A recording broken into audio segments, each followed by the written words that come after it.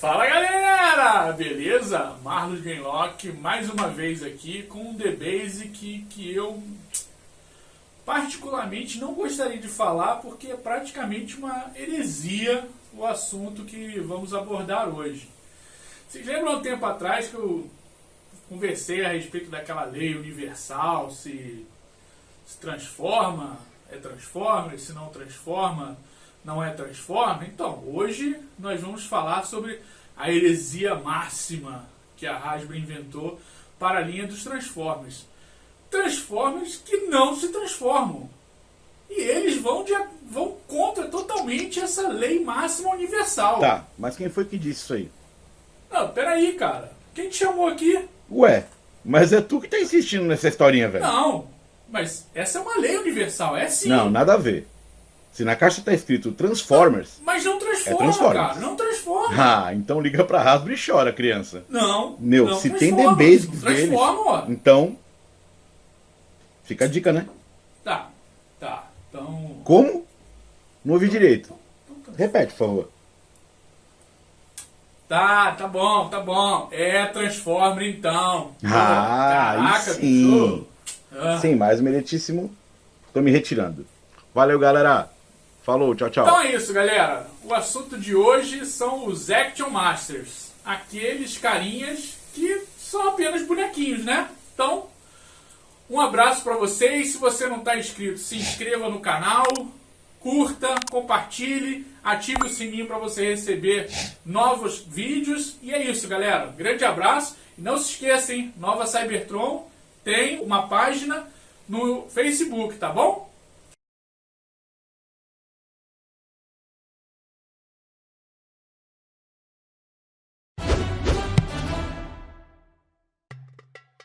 In its later years, the original Transformers toy line experimented with a lot of different gimmicks to try and remain fresh and innovative. From the transforming heads and weapons of the Headmasters and Target Masters, to the armoured shells of the Pretenders, to the micro-sized Micromasters. But it was in 1990, the toy line's final year in America, that it introduced one of its wildest and most controversial new types of figure yet. These are the basics on the Transformers toys that didn't transform. The Action Masters. Who will join me? Who will give up the power to transform to become stronger, faster, more alive? I will! Count me in! And so, Action Masters are born. Action is alive! Action Masters were an attempt to introduce a more traditional action figure play pattern to the Transformers toy line. Non-transforming 3 3/4 inch tall figures, which came with transforming weapons and vehicles. Carded figures came with either a piece of equipment, like a jetpack or a skateboard, or a small partner robot in the form of either a blocky droid or an animal, which all transformed via a spring-loaded mechanism into a large weapon the toy could wield. While boxed figures came with vehicles the toys could ride, which converted into battle stations or from one kind of vehicle into another. The line was made up of a mixture of brand new characters and new figures of classic characters from the earlier years of the franchise. Hasbro had only tried out this idea of new toys for old characters a small number of times before, but for the Action Master line, it was implemented on a large scale to appeal to the nostalgia of older kids, with the toys even drawing partial inspiration from the characters' appearances in the original cartoon. In addition to the now traditional profile and tech spec stats, the toy's packaging also included power plans, technical readouts that highlighted the character's mechanical components and abilities. Marvel Comics writer Bob Budiansky was commissioned to come up with a story that would provide an in-universe explanation for why these new Transformers couldn't transform. Printed on the toy's packaging, it detailed how the Autobots discovered a new, highly concentrated form of energy known as nucleon within a black hole. The nucleon supercharged the Autobots, but it also fused their transformation systems, turning them into energy storage reactors, which left the Autobots unable to transform. and prompted them to create transforming partners and vehicles for themselves to compensate for the loss. No match for the Nucleon-empowered Autobots, the Decepticons stole some of the fuel and used it to become Action Masters as well. When the time came to introduce the Action Masters into the Marvel comic book, however, writer Simon Furman told the story a little differently. In the comics version of events, Nucleon was discovered by scientists on the planet Hydrus 4, who deemed it too dangerous to use due to the varied and unpredictable side effects it had on mechanical life, affecting different types of mechanoid in different ways. Determined to use Nucleon to restore the many Autobots who had been taken offline over the years, Dinobot leader Grimlock journeyed to Hydrus 4 and tested the fuel on himself. When he didn't experience any ill effects right away, he assumed it was safe and used it to revive the other Autobots. But before long, the Nucleon took effect, mutating his body and robbing him of the ability to transform. Now, the comic didn't get much further into introducing Action Masters, as it was cancelled just a few issues later. A few of the new characters created for the toy line made tiny cameos during this time. Decepticon foot soldier Croc got a slightly more substantial role than most as right-hand man to his leader Bludgeon. And Optimus Prime was rebuilt into the form of his new Action Master toy, but nobody else explicitly lost the power to transform before the comic came to an end. However, an epilogue story published in the United Kingdom's version of the series showed how most of the Nucleon-empowered Transformers became unable to transform, and followed Grimlock as he returned to Hydrus 4 to seek a cure. Had the series continued, Furman had planned to explore some of the other side effects that Nucleon would have had on the Transformers, and he would later get the chance to tell that story in the comic's 2012 sequel, Regeneration 1, which told an alternate version of Grimlock's quest for a cure, and showed how Nucleon had driven various bots insane, caused them to lose control of their bodies, or given them strange new powers. Though 1990 marked the end of the original toy line in America, it would continue for a few more years in other countries.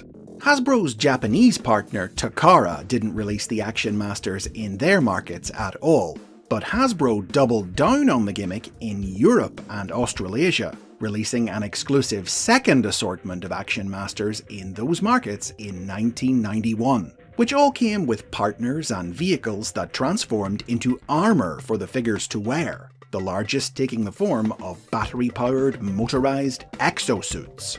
Also released this year were the Action Master Elites, figures with built-in push-button gimmicks, who, strangely, were able to transform.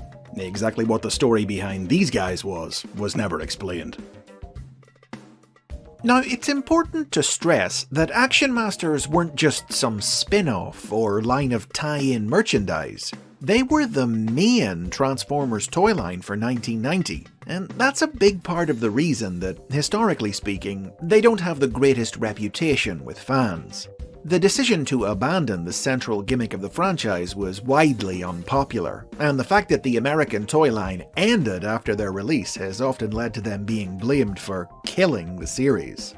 As time has passed, though, many fans have come to look back on Action Masters fondly, and whatever their reputation, it's not to say that they haven't had an impact on Transformers lore. Many of the original characters created for the series have received new, fully transforming toys over the years, and basically all of them have been featured in modern media to some extent, mostly in comics and prose stories from IDW Publishing and Fun Publications. Nucleon, meanwhile, is also often mentioned in new stories, but today, it's usually just treated as a very powerful fuel, which can be so intoxicating for Transformers that it's often used like a drug or alcohol. Its ability to inhibit transforming doesn't come up very often. Prominent appearances of the fuel have included the UK's tie-in live-action movie comic, in which the Autobots recovered it from Cybertron in the hope it could undo damage done to the Earth by the Decepticons, and IDW's comics, in which Megatron mined the fuel on the planet Mesatine in his youth. IDW's comics have also been the only series to really revisit the concept of non-transforming Transformers in any major way. The 2012 series More Than Meets the Eye reimagined the idea so that it didn't involve Nucleon, introducing monoformers, Cybertronians who chose to remove their transformation cogs for religious, political, or medical reasons. A more traditional version of the idea was recently featured in IDW's current Transformers series. Here, the crew of the starship Iron Hope all lost the ability to transform after they crashed on another planet and were forced to fuel themselves with Nucleon in order to survive. But while non-transforming Transformers have had only very limited exposure in media, in terms of toys, both Hasbro and Takara have actually experimented with many new lines of non-converting action figures in the 21st century. Just a few examples include the Heroes of Cybertron PVC figurines, the live-action movies Robot Replicas series, the cutesy super-deformed Robot Heroes and Tiny Titans, high-end anime-style figures from Reveltech and Flame Toys, the simplified, oversized Titan heroes from lines like Transformers Prime and Robots in Disguise, and most recently, the new Transformers Red toy line, styled after Marvel Legends and the Star Wars Black series. But they've always been wise enough to make these their own separate spin-off lines, adjuncts to the regular ongoing Transformers toy line, rather than replacements for it the way Action Masters were. Action Masters represent a bold, experimental, but ultimately unsuccessful moment in Transformers history, of a strange and daring kind we're not likely to see again soon. But we'll always have our memories to make us feel stronger, faster, more alive. And those are the basics on Action Masters. Do you have any fond memories of these toys? Any favourite characters? Leave a comment below. For more Transformers history and lore, don't forget to like and subscribe, and get early access to new episodes by supporting the series on Patreon.